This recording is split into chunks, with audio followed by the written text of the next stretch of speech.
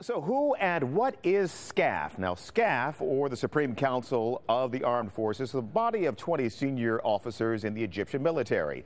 It is led by Commander-in-Chief Mohammed Hussein Tantawi, with Lieutenant General Sami Hafez Annan as his deputy. Both have been top military commanders for years and were close to former President Hosni Mubarak. The council took power when Mubarak was forced from office in 2011.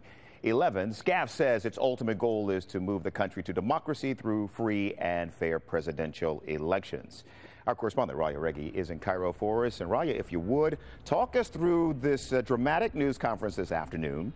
What point does SCAF want to make front and center in the news conference? The main issue really is to reassure the public, to allay fears and ease those concerns emanating after their other dramatic move, the constitutional annex that was announced Sunday night, in which they essentially constitutionalized their involvement in the country's internal security file, their takeover of the legislative powers, and their complete control over their own affairs. What they were trying to tell the public essentially is that even though they have taken over these legislative powers, that the president is not a figurehead.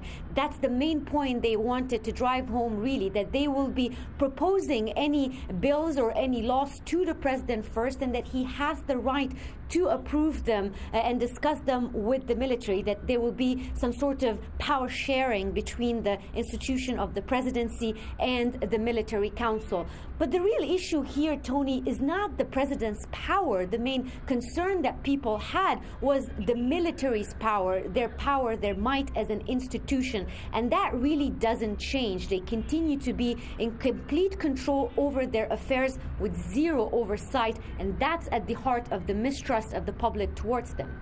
Yeah, gotcha. So, Raya, where do things stand? This is another important question with the constitutional process in Egypt.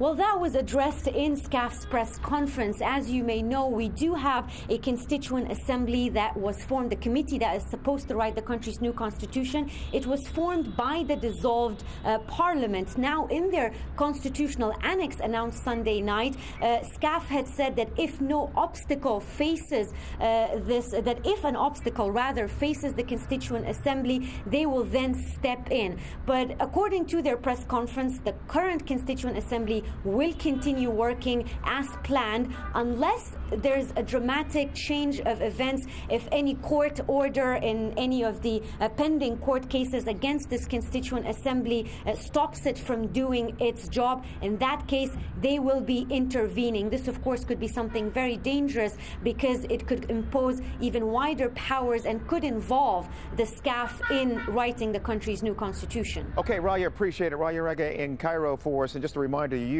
watching us, we're going to have more on the SCAF news conference a little bit later in this news hour.